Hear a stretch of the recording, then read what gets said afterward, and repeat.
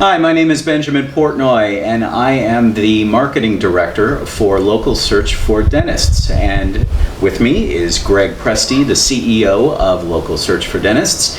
And we wanted to bring this to you. This is a weekly segment where we're going to discuss the dental marketing industry and some of the trends, some of the things that are going on that are good, some of the things that aren't so good, and what you really should be looking out for as you market your practice.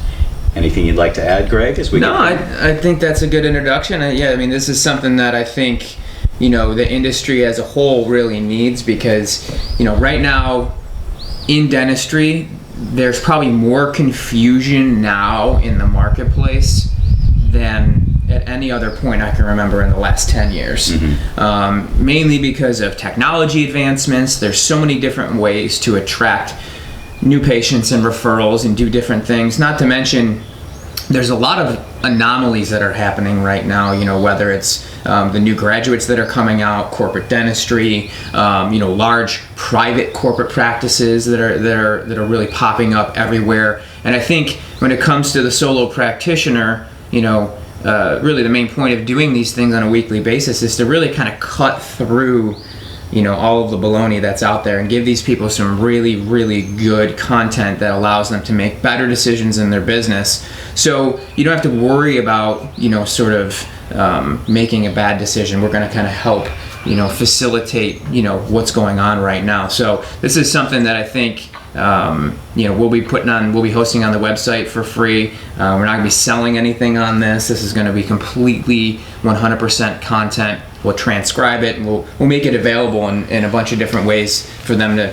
listen in the car and things like that. Yeah. So this will be helpful, to every dentist, no matter what kind of practice you have. Right.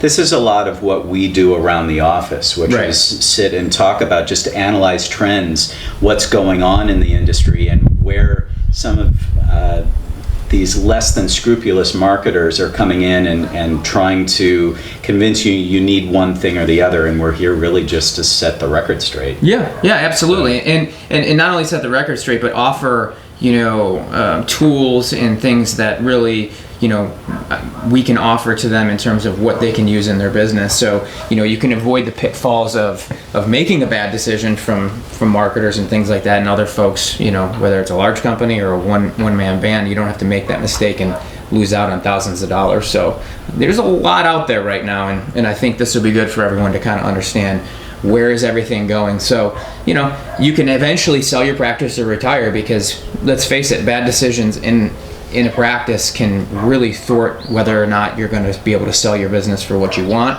or retire at the year that you want. And we hear about that all the time. Well, let's jump right in. Yeah. So let's start with corporate dentistry. Define that for me. What is corporate dentistry? This is a kind of a buzzword now in the industry. So what is it? Right. Yeah. Corporate dentistry right now is a bit of a hot potato. When you look at where it has evolved over the last, I'd say 5 to 10 years, corporate dentistry is basically exactly what it is. It is any practice that is in, various cities across the country that has one corporate entity that really goes out and produces dentistry on a large scale. Okay. And they're not owned by private individuals. They're owned by shareholders, and they're owned by large corporations with large budgets. That's much different than, say, a six doctor practice that is more of a private equity practice. The corporate guys are essentially sort of the Wall Street of dentistry right now. They're like the big banks, if you will. Right. So why are they a threat to the smaller practice? Well, they're a threat for a couple of reasons. The biggest one is that, to my point of evolving, is the corporate dentistry. It used to be that corporate dentistry was bad dentistry, right? Corporate dentistry meant, well, they're not really a threat because Aspen Dental, it's like a factory over there, and eventually the patients will be so dissatisfied with the service and the treatment that they're getting, they'll just flock to me because I can give them the attention and the service that they need and the treatment that they need. Well, that was true maybe 5 years ago. Well, right now what's happening is corporate dentistry is actually doing really good dentistry, because you have other groups that are going out and they're consuming a private practice. And what they're doing is they're saying, hey, Dr. Jones, come on over to us, work 3 days a week, we'll pay you very, very well, and you don't have to worry about the day-to-day.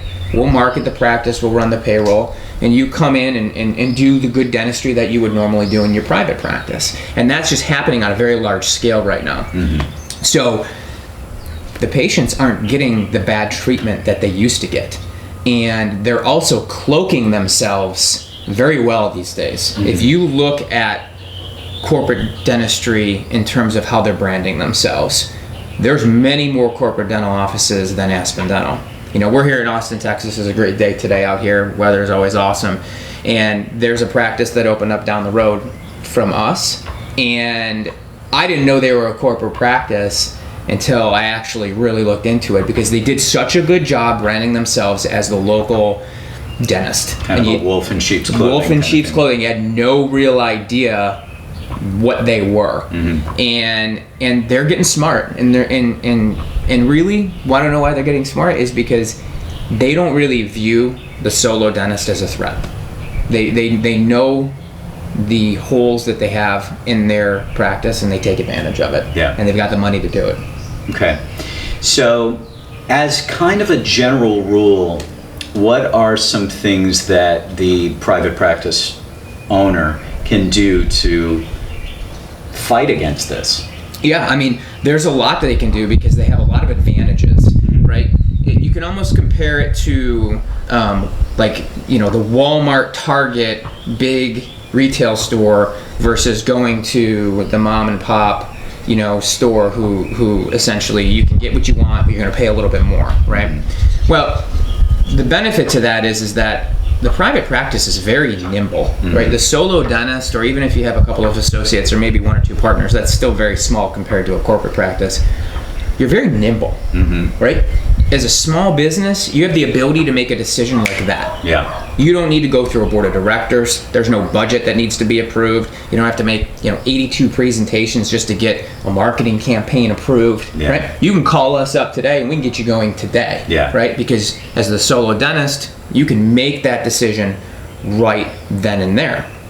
And that allows you to essentially get some real marketing out there quickly in a very nimble way, and you can also service your customers in a more nimble way, right. because you're essentially giving them the attention that they deserve because you don't have to go through so much bureaucracy, right? And that's a huge advantage. And the analysis part of it too, that you don't have an entire in-house team that it has to go through and figure it all out. That right. This is, you can work on a smaller scale, you can send something out, test it, and see how it works, and then be able to be very agile in terms of turning it around. Oh, absolutely. Making changes. Absolutely, yeah. I mean, you could, let's say you came to Local Search for Dentists and you wanted to run one of our marketing campaigns. Mm-hmm. You could essentially talk to one of our sales reps, figure out if it's a fit for us and you, and then start to work with us almost within the same day or the next day. And that's hard for a big company to do. Yeah.